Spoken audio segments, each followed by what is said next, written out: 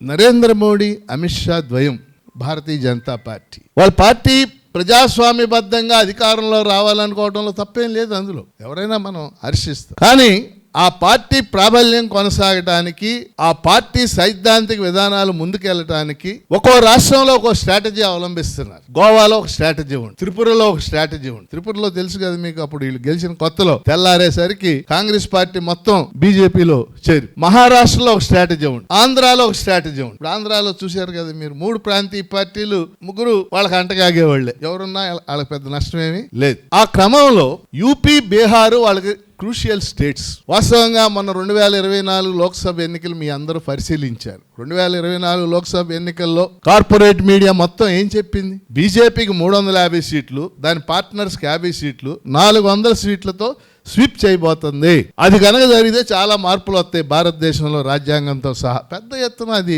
ప్రచారం జరిగింది. ఎక్సెప్ట్ యోగేంద్ర యాదవ్ అన్ని కార్పొరేట్ ఛానల్స్ ఇదే చెప్పి, కార్పొరేట్ అంటే మన ఎన్డీటీవీతో సహా ఇదే చెప్పి. కానీ వాళ్ళకి దిమ్మ తిరిగేలాగా 400, 350 రాళ్ళు కదా, మెజార్టీ 240 వచ్చినాయి. మీకు తెలుసు 240 వచ్చినాయి కాబట్టి అటు చంద్రబాబు నాయుడు మీద, ఇటు నితీష్ కుమార్ మీద ఆధారపడ, ఇది వాళ్ళకి అసలు మింగుడు పడని విషయం అన్నమాట.